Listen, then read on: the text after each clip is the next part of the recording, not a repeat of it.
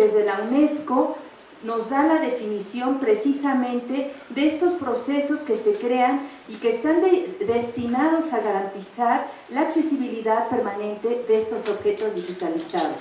Por lo tanto, se considera necesario encontrar las maneras de representar lo que estaba originalmente presentado a los usuarios a través de equipos y programas informativos que nos permitan procesar estos datos. De ahí, como les decía, el interés de este tema y que hoy el licenciado Alejo nos dará luz en este sentido. Pues muchísimas gracias, muy buenos días, gracias a todos por acompañarnos en este día.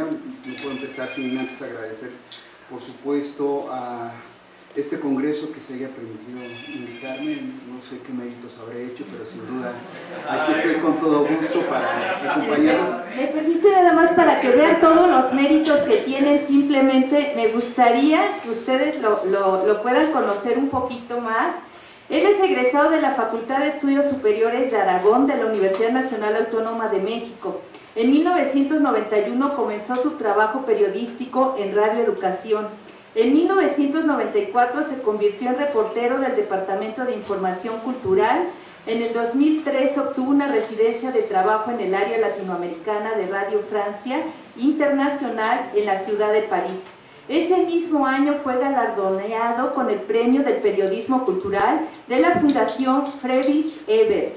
Sus inquietudes y experiencias pronto lo llevaron también a incursionar en la prensa escrita y más tarde en televisión con el Grupo Milenio, sin dejar de lado la frecuencia de Radio Educación, pero sí sumando colaboraciones en emisoras como Radiorama y Radio Capital. Además de reportero, también es tallerista y promotor de la cultura y del periodismo cultural.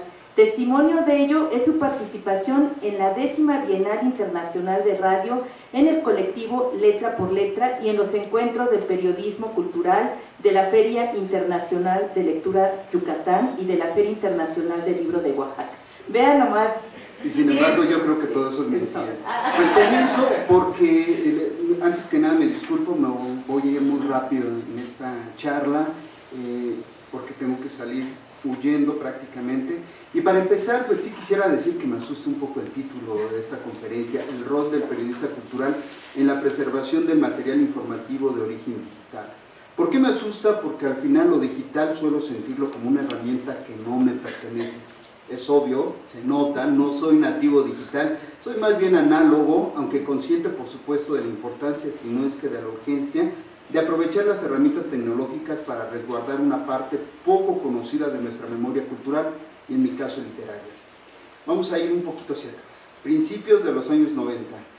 Un joven, porque alguna vez fui joven, egresado de la entonces Escuela Nacional de Estudios Profesionales Aragón, terminaba sus estudios en periodismo y comunicación colectiva y llegó a sus manos una hoja muy sencilla en la que se invitaba a hacer el servicio social en una emisora llamada Radio Educación. Muchos la conocen, por supuesto. Aquel papel, de ahí la importancia de este recuerdo, estaba escrito en una máquina que muchos de nosotros sí conocemos, pero estoy seguro que la mayoría de ustedes lo tiene como un objeto de museo, en algunos casos quizá hasta desconocido, y eso que apenas han transcurrido 30 años. Entonces no había mucho garigoleo en el papelito aquel, solo un mensaje, un teléfono y una dirección para mayores informes. Un amigo, su servidor, nos fuimos hacia la lejana colonia del Valle, casi como Dios nos dio a entender. Nuestro Google Maps o Waze, si acaso, eran las señas de los adultos, y los más tecnólogos contábamos con un librito que se hacía llamar Guía Roji. Muchos de ustedes tampoco lo llegaron a conocer, que más o menos nos hacía llegar a nuestro destino sin tantas complicaciones.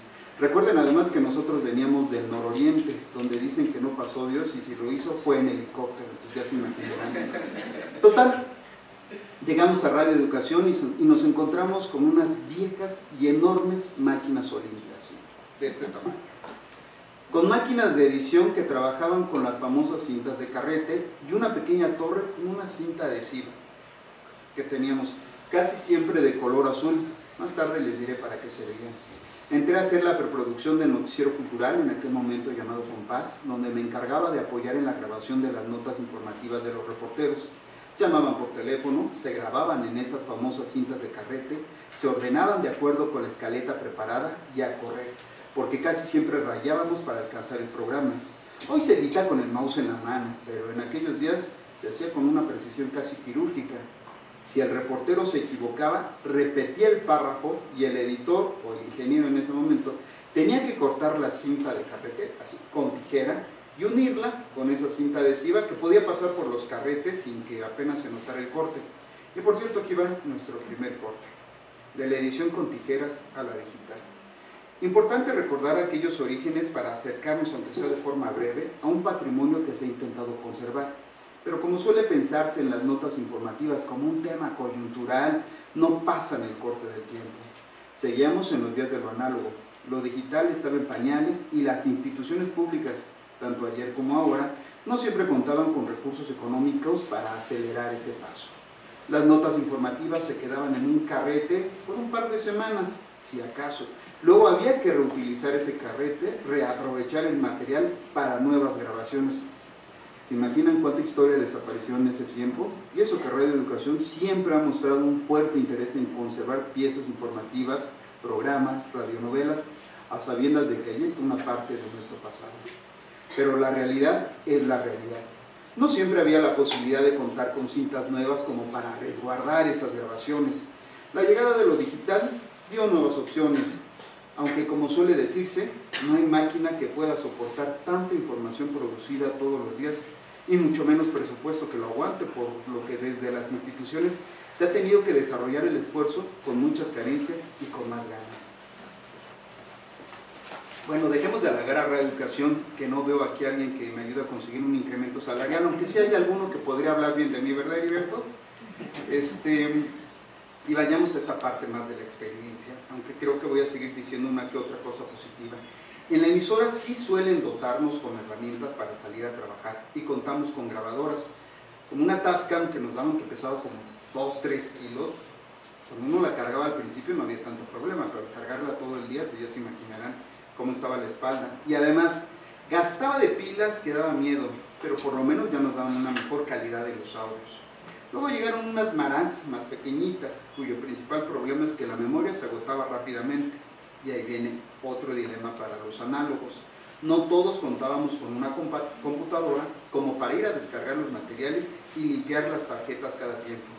Lo mismo sucedió con unos minidiscs, eso sí, no sé si todo el mundo los conoció, unos aparatitos cuadraditos que tenían, muy interesantes, pero pues ya la verdad es que esos minidiscs salieron muy malos de fábrica. Había algunos que aún cuando los sacaba uno de la caja, a los 15 minutos pues, se trababan, algo les pasaba y era terrible. Recuerdo que en ese minidisc le hice alguna vez una entrevista a José Emilio Pacheco, el gran poeta José Emilio Pacheco en San Luis Potosí, y cuando quise reproducirla, nada más no fue posible.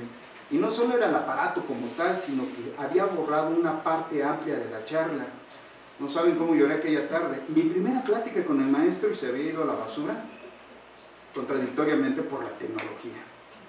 Las grabadoras de cassette, estas que ustedes muchos sí llegaron a conocer, otros no, en medio de todas estas herramientas tecnológicas que hemos tenido, de una u otra forma se convirtieron en una de las mejores para resguardar esa memoria informativa. Por lo menos así ha sido en mi caso. Tengo guardadas decenas de cajas con cassettes, entrevistas, conferencias de algunos personajes fundamentales para la cultura mexicana del siglo XX. Como les decía, en especial relacionados con la literatura, porque esa ha sido mi fuente desde aquellos primeros años. Y aquí viene otra historia. En 1994 me integré como parte del equipo de reporteros del Informativo Cultural de Radio Educación. Como les decía, mi fuente ha sido siempre la literatura. Aún vivían Fernando Benítez, Octavio Paz, Juan José Arriola, Rubén Bonifaz Niño, Alicho Macero, Fernán, Gabriel García Márquez, Salvador Elizondo, Carlos Fuentes, Carlos Monsiváis, José Emilio Pacheco. Hay quienes dirán que por qué no menciono mujeres, porque muchas de ellas en realidad aún siguen en la brega, como la maestra Dolores Castro, como Elena Poniatowska, Amparo Dávila, bueno, Margot Glantz, que acaba de celebrar 90 años, estaba hasta bailando rock en su fiesta de cumpleaños, ya se imaginarán. Y bueno, con todos ellos, en algún momento tuve una entrevista o asistí a una conferencia, pero difícilmente podía guardar todos esos materiales, porque hay que reconocer que hace falta, y aquí viene creo que lo que me gustaría compartirles mucho más, una mayor conciencia sobre la preservación de esa memoria. Son voces que no solo nos permiten acercarnos a una parte de nuestra historia cultural, sino que además nos permiten conocer a esas figuras desde otra perspectiva, porque con el paso de los años se conoce además a quienes superan el añejamiento. ¿Cómo olvidar, por ejemplo, una entrevista banquetera a Jaime Sabines, ya en silla de ruedas, por los rumbos del Fondo de Cultura Económica, allá por la carretera Picacho-Ajusco, hablar acerca del dolor, pero también de la poesía?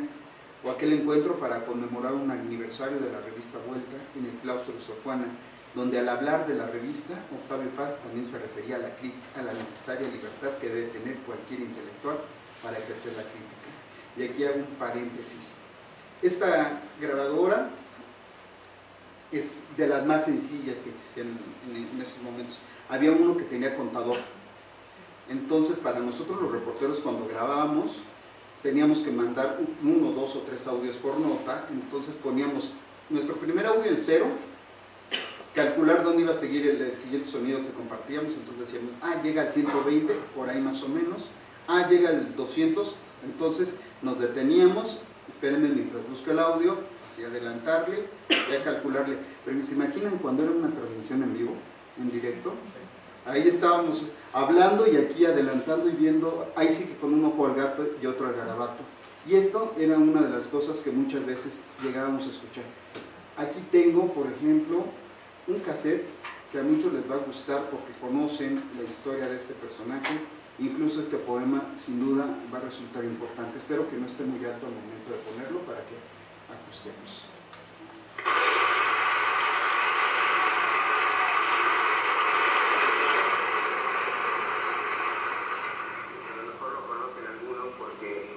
En la película de Julieta, El lado oscuro del corazón, lo digo yo pero en alemán. Corazón, corazón. Porque te tengo y no porque te pienso, porque la noche está de ojos abiertos, porque la noche pasa y digo amor, porque has venido a recoger tu imagen y eres mejor que todas tus imágenes, porque eres linda desde el pie hasta el alma, porque eres buena desde el alma a mí, porque te escondes dulce en el orgullo, pequeña y dulce, corazón, coraza, porque eres mía, porque no eres mía, porque te miro y muero, y peor te muero, si no te miro, amor, si no te miro. ¿Cuántas veces no nos hemos enamorado con este poema de Banjo Benedetti? 1997, Palacio de Bellas Artes, un recital que estuvo aquello llenísimo, no entraba ya nadie. Es una parte de la memoria, y aquí lo tengo, pero lo tengo aquí. Ese es ahorita mi problema. Octavio Paz hablando sobre el mucho de lo que nosotros no se puede hacer en los periódicos con la eficacia de que los periódicos tienen una difusión como revista mensual. Todo esto es verdad. ¿Qué significa esto? Significa que los enemigos de Vuelta son nuestros enemigos de hace 20 años. No los otros grupos y tendencias literarias y artísticas, como se ha dicho muchas veces ampliamente, sino el doble monopolio del mercado y del Estado. Octavio Paz celebrando la revista Vuelta en el claustro de Sor Juana. No me pidan el año, exageremos, pero aquí está y vuelvo a lo mismo, lo tengo aquí. Desafortunadamente he de reconocer que lo tengo aquí. Y bueno, son apenas unos ejemplos de estos poco más de 25 años de historia. Muchas veces se ha tratado de un desafío personal, aunque no siempre, vuelvo ahora sí con la metodología como para hacer bien ese resguardo de nuestra memoria. Muchos de mis cassettes los tengo en cajas de zapatos, ni siquiera con un registro mínimo, aunque dentro del caos, eso sí, sé dónde hallar lo que necesito. Hoy día sí tenemos las computadoras y las grabadoras son digitales, se pueden descargar y existen hasta discos duros externos para no llenar la memoria. Se cuenta con el correo electrónico y la misma web para recordarnos algunas fechas importantes y saber en dónde podríamos encontrar toda esa memoria, esa riqueza sonora que se manifiesta en los creadores mexicanos. Pero mi pregunta es, ¿de verdad? Y lo digo desde nosotros, los periodistas, ¿estamos conscientes del papel que tenemos en la preservación de este material informativo? No lo sé. Creo que no hemos tenido la precaución de prepararnos sobre la importancia de todo esto. Soy gente de radio y sé que el sonido es fundamental para mi labor, pero ¿qué sucede con los compañeros de un medio impreso, por ejemplo? Su resguardo ya solo se da a través de lo que se encuentra en la web, a lo mejor de lo que ellos o nosotros Hemos guardado sobre algún personaje en particular, pero nos hemos confiado en que existe una gran herramienta tecnológica que se convierte en la memoria periodística de todos los días. Hay que recordar tan solo que hace unos días, con la partida del poeta nicaragüense Ernesto Cardenal, mi memoria, la personal, solo daba para la visita que había tenido en diciembre pasado o de unas charlas que impartió en la Feria Internacional del Libro de Guadalajara, justamente en el año del fallecimiento de Fidel Castro en 2016. Pero resulta que en 2013 había estado en el High Festival Jalapa y ofrecido una conferencia de prensa que yo había grabado completa. ¿De dónde creen que obtuve los audios para mis semblanzas sobre el poeta este pasado lunes? ¿Suerte o disciplina? Yo creo que ha sido más bien suerte en mi caso. Resulta indispensable establecer un contacto más estrecho con los periodistas, sin importar el lugar donde desarrollen su trabajo cotidiano, para darnos cuenta de la trascendencia que tiene el resguardo de ese material informativo. Y no solo de su importancia, sino en especial de la urgencia de preservar parte de la memoria del país. Si los creadores, los escritores en mi caso, suelen ofrecer retratos de las sociedades en las que están inmersos, aunque también de las de otras épocas, al final nos permiten conocer buena parte de las obsesiones o los fantasmas de una geografía y de su época. Creo que no nos damos cuenta, los periodistas, que cada vez que perdemos una entrevista o una historia en especial, también se está yendo parte de nuestra memoria. El desafío está en saber qué sí o qué no. Y a lo mejor en eso ustedes, como especialistas, podrían servirnos como guía. Muchas gracias. Es un gran aplauso. Y además pudimos ver una excelente y amena descripción de estos soportes utilizados para la difusión y además esta conservación de los contenidos radiofónicos. También vimos los problemas de pérdidas en el audio debido a algunas fallas de la tecnología. Nos puntualiza claramente la falta de conciencia que tienen todavía algunos periodistas sobre la importancia de preservar y garantizar la permanencia de los contenidos de audio en el tiempo. Además pudimos disfrutar las voces de Mario Benedetti y de Octavio Paz y nos deja con una reflexión para todos nosotros, no nada más creo para los periodistas. Realmente estamos conscientes en la preservación de este material informativo, además, ¿cuál es nuestro rol ante la preservación de él? Y yo además dejaría con una frase que yo creo que engloba un poquito eso. Yo creo que no es más difícil lo que se hacía antes o lo que se hace ahora de manera digital, sino creo que simplemente es diferente. Le agradezco muchísimo, nuevamente un gran aplauso y no sé si tenemos tiempo para una... No, ya no. Yo les agradezco mucho, perdón la interrupción, pero sí tengo que salir huyendo. Tomo un vuelo a las 2 de la tarde, entonces en lo que llego hasta allá va a ser un poco complicado. Espero, si a través de la doctora Perra Olivia tienen alguna pregunta, algún comentario, yo con gusto estaré en contacto con ustedes y espero que ustedes también puedan estar en contacto conmigo para que nos ayuden. Yo creo que hablaba con una amiga, Angélica Valenzuela, y le decía que sí puedo tener cajas. Hay una grabación que sé que tengo, y con esto termino, que es la primera vez que Gabriel García Márquez leyó sus memorias, la de Vivir para contarlas, las leyó en el Colegio Nacional, no me acuerdo la fecha, en una conferencia, en un ciclo de conferencias que organizaba Carlos Fuentes. Está la lectura de la primera parte, del primer capítulo de esas memorias y la respuesta o el análisis de Carlos Fuentes en aquella sesión. Lo voy a buscar y van a ver que sí lo vamos a recordar. Muchas gracias. Bueno,